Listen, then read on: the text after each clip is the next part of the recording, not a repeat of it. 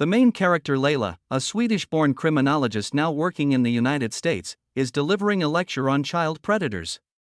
While she's known for her academic expertise, few are aware of the terrifying past that shaped her. At just 12 years old, Layla was abducted and held captive in a glass box for 9 months. When she finally escaped, she returned home only to discover her mother had taken her own life out of despair. Shortly after her lecture, Layla receives a call from her adoptive father, Walter, a retired police officer. Her adoptive mother, Anne-Marie, has passed away. Without hesitation, Layla books a flight back to her hometown to be with him. She intends to stay only until the funeral and leave the following morning. Though Walter tries to put on a brave face, Layla can see he's devastated by the loss of his wife. That night, the two go fishing by the river, an old tradition where Walter mentions growing tensions in the town surrounding the local mine expansion. Many residents are unhappy about that. The next morning, Layla stops by the town bakery to pick up pastries for the funeral. There, she runs into a group of men from her past, one of whom casually refers to her as the girl in the box. The comment unsettles her, stirring up memories she'd rather leave buried. A lot of people come to the funeral, including Layla's former best friend, Louise, and her family. Layla notices Louise arguing with her husband. Said at the parking lot. Later, Louise tells Layla she's tired of being stuck in their small town and wishes she had a life like Layla's in America. Her daughter, Alicia, is the only thing that makes her happy. Before they say goodbye, Louise asks Layla to stop by her house the next morning before her flight. The next day, Layla prepares to leave and says goodbye to Walter. She stops by Louise's house and hears loud electronic music blaring inside. The door is unlocked. Layla calls out, but no one answers. She enters and soon finds Louise dead in the bathtub with her wrists cut. Horrified, she calls her father. Walter arrives quickly, along with his brother Tomas, the town sheriff, and other officers. Louise's mother Christina rushes to the scene, but Alicia isn't with her. Layla panics, calling out for the girl, but she is nowhere to be found. A search party is quickly formed as police begin investigating Louise's death. After hours of searching, volunteers discover Alicia's clothes near the edge of the forest. Tomas is notified, and the case shifts from a missing person to a likely abduction. The area is immediately cordoned off. As night falls and Alicia remains missing, Layla cancels her flight. She refuses to leave until she finds the daughter of her lost friend. While comforting a distraught Said, Tomas arrives and asks him to come to the station. Confused and reluctant, Said insists on staying to search for Alicia, but he's taken in for questioning. On her way home, Layla calls Walter, who explains why the police suspect said her worst fears seems to be coming true. Someone has taken Alicia. Layla suffers a panic attack as the memories of her abduction come flooding back and has to stop the car. The next day, the search for Alicia still continues. People in town start noticing a lot of dead birds and report it to the police. Meanwhile, Christina refuses to leave the police station, but Tomas won't tell her anything about Said. At home, Layla has a nightmare about her old abductor and wakes up. She asks Walter if he opened her bedroom window while she was sleeping, but he says he didn't. Layla tells him she's going to stay longer to help search for Alicia. Walter asks her to help decorate Maria's grave, but Layla feels finding Alicia is more urgent. She convinces him to go with her to the place where Alicia's clothes were found. At the police station, Tomas keeps questioning Said about his wife's death and Alicia's disappearance. Said claims he and Louise were doing fine, but the police know he's lying. Louise had filed for divorce 6 months earlier, and the waiting period ends in just a few days. Tomas believes this may be why Said killed her. When Layla and Walter visit the forest site, they notice Alicia's clothes were neatly folded, including the dress she wore at the funeral. Layla realizes this wasn't random. Someone targeted Alicia and may be trying to send her a message. They decide to visit Christina's house. Layla asks if Louise had recently grown close to anyone, since child abductors often get close to the parents first. Christina can't think of anyone, but her housekeeper remembers someone. One of the construction workers who had worked at Louise and Said's house seemed too interested in Alicia and had even filmed her. Layla convinces Walter to help her visit the man. At first, she suspects him, but he explains that he took the video to show his daughter, who's around Alicia's age. The girls were just exchanging funny videos. Layla asks to see them. In one of the videos, she notices Louise in the back talking to a man. He's not said, and they seem a bit too friendly. The worker says Louise often met this man while Said was at work. Later that day, Layla and Walter bring all their findings to Tomas. But to their disappointment, he doesn't take them seriously, which upsets both of them.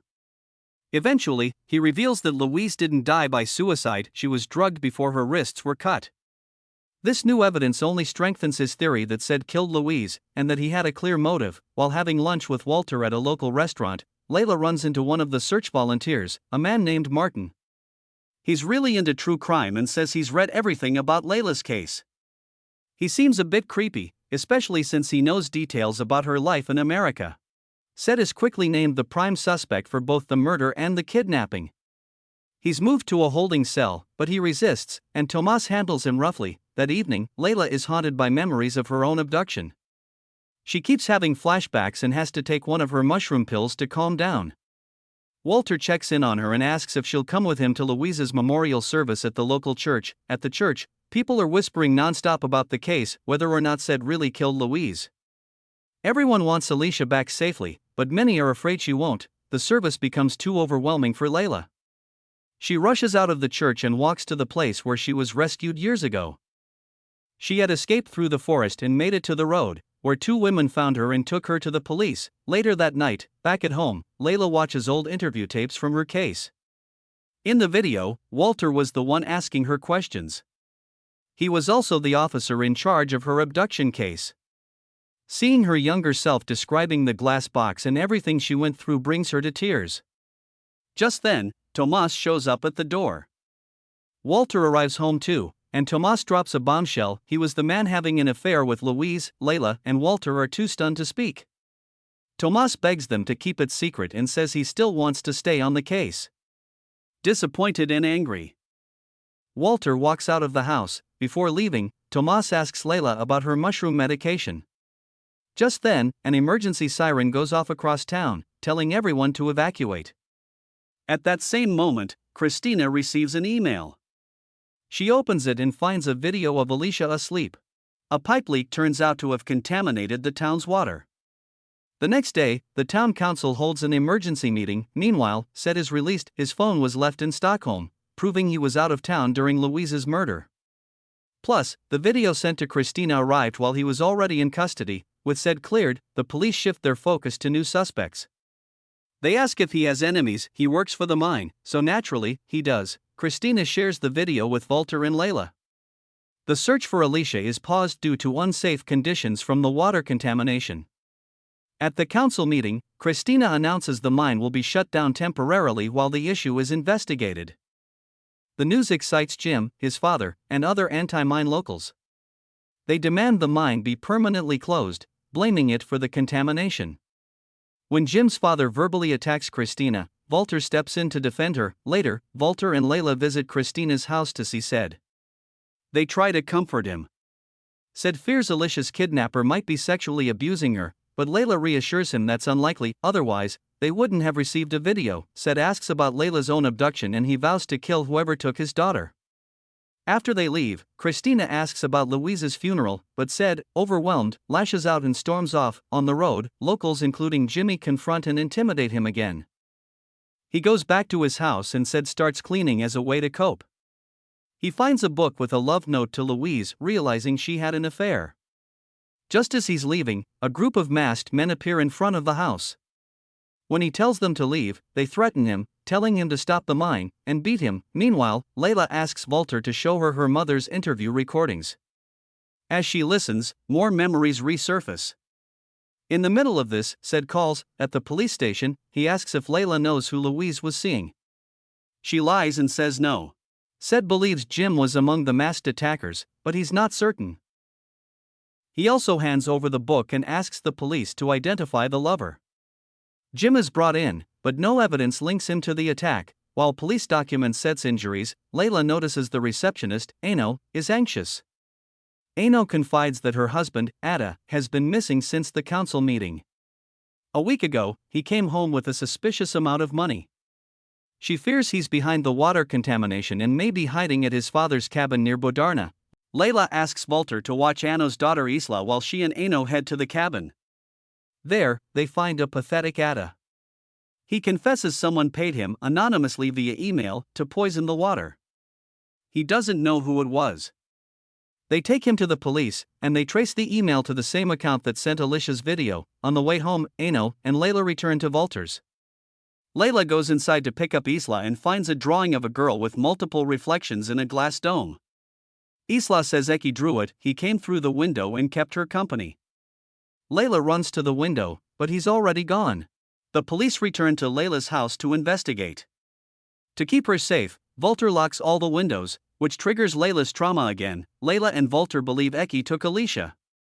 Layla says his behavior is like an addiction, likely triggered by a recent event. As she recalls her past, she creates a psychological profile of Eki. The police bring in a specialist to interview Isla. She reveals that Eki has a red flower tattoo on his arm. Layla later gives the profile to Tomas. She urges him to review past cases involving Eki, as Alicia fits the description of his victims, a teenage girl with brown hair. Layla calls a colleague in the US for insight. He tells her that serial killers sometimes deny their early kills out of shame. This leads Layla to search old files for Eki's first victim. She asks Volter for help gathering reports. Meanwhile, Tomas updates Seth on the case. On the way back, Joran pushes Tomas to investigate Louise's lover, but he tries to avoid it. That night, Layla dreams of her mom and has a breakthrough. She finds a case involving a girl named Ines and believes she was Eki's first victim. From the photos, Layla concludes that Eki learned to dehumanize his victims after Ines. The next morning, she asks Tomas to dig deeper into that case. Later, Layla helps Ano with groceries and runs into Jim, who harasses her. Martin steps in and invites Layla for drinks, and she agrees. Layla asks Tomas to let her into the archives to learn more about the Ines case, but he refuses. Layla tells him Eki won't take anyone else while he has Alicia, but Tomas ignores her. That theory falls apart when another girl, Emma, is abducted. Overwhelmed, Layla returns to the bridge, ignoring Volter's calls. He heads to the police station and notices that no one is answering the phones. He checks voicemails and hears a message from Eki. Emma is alive, and he lets her speak to her parents. The police trace the call's location using background sounds like a water dam and find CCTV footage of a suspect's car. It's linked to a house in Mora, and they rush there. Meanwhile, Layla meets Martin for drinks. He talks about his missing sister and how he's now on a journey to find lost children. At the end of the night, she goes with him to his cottage. Martin makes her a drink and shares a theory: Eki might have a copycat. Layla laughs at the idea and takes the drink. At the house in Mora, police find clippings about Layla's case and some of her personal items. Volter calls Layla to update her, and she tells him where she is. The police identify the suspect as Daniel Frick, a man once committed for attempting to kidnap a toddler. He was released a month ago and has since disappeared. When they pull up a photo, they realize Martin is Frick. Back at the cottage, Layla notices the red birthmark on Martin's hand, which Isla mistook for a flower tattoo. She tries to escape but collapses. The drink was spiked. Martin goes outside to get his car ready to kidnap her. Meanwhile, Layla gags and throws up part of the drink, and thanks to that, she slowly wakes up. Layla runs into the woods. Martin chases after her but loses track. Luckily, she makes it to the main road and collapses. Volter finds her and rushes her to the hospital. Emma is rescued from Frick's apartment and brought to the police station.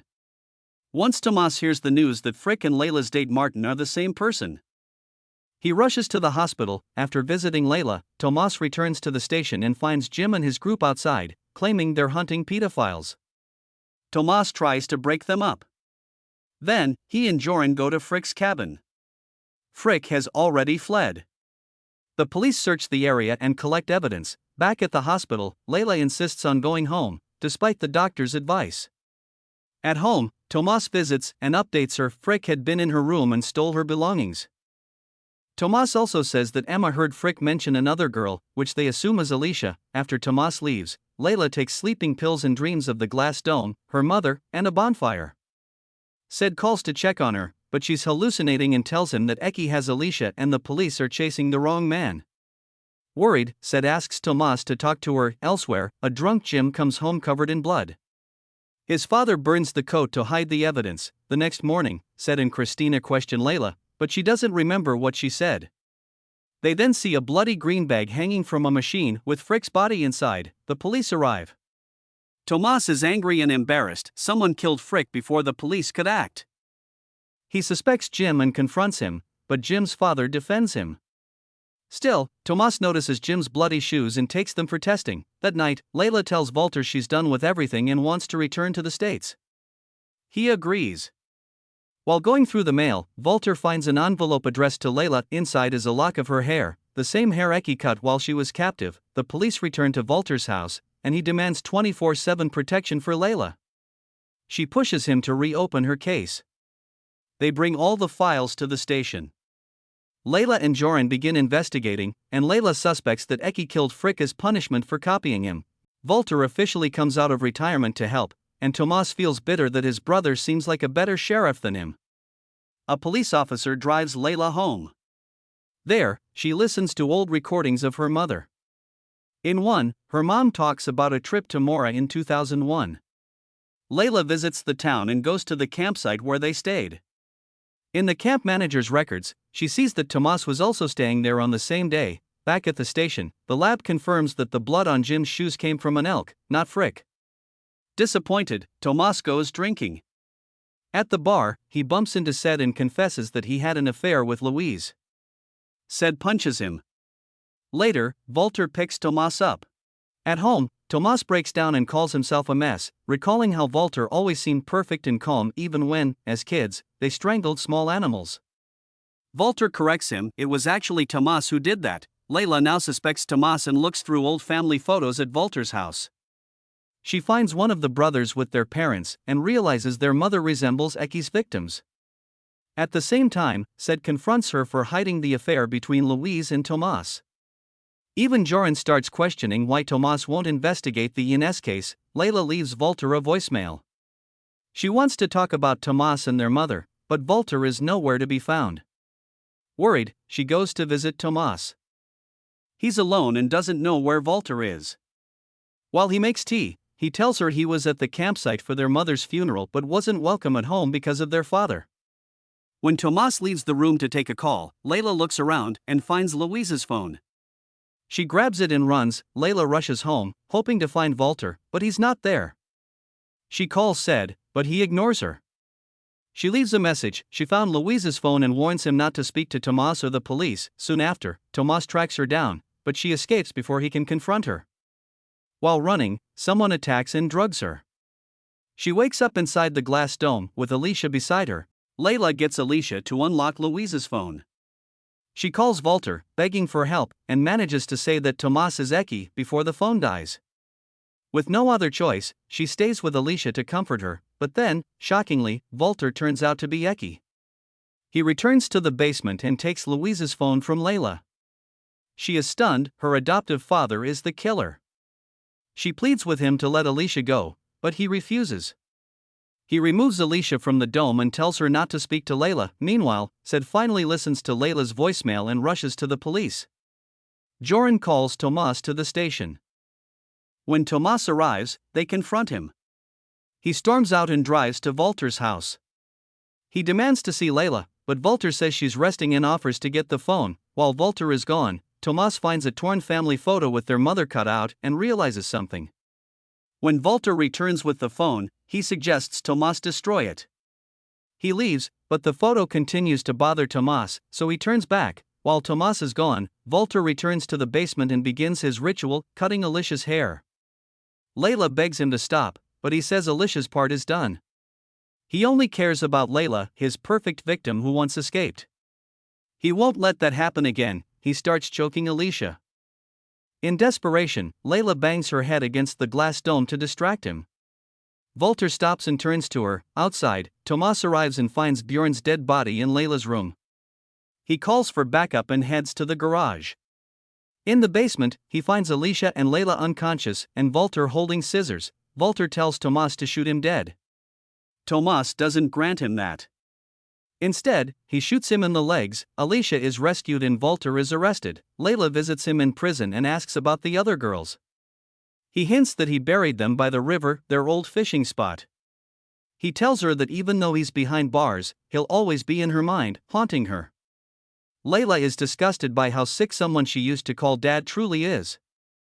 Layla leads the police there, and they find the bodies of all the missing girls. Once the case is closed, Layla returns to America.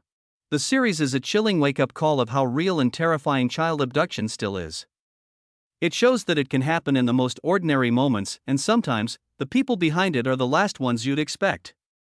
Layla might be a successful criminologist now, someone who understands trauma inside and out, but even she can't outrun the ghosts of her past. If someone like her is still struggling to heal, it makes you think, what kind of weight are other survivors carrying? This isn't just a crime story.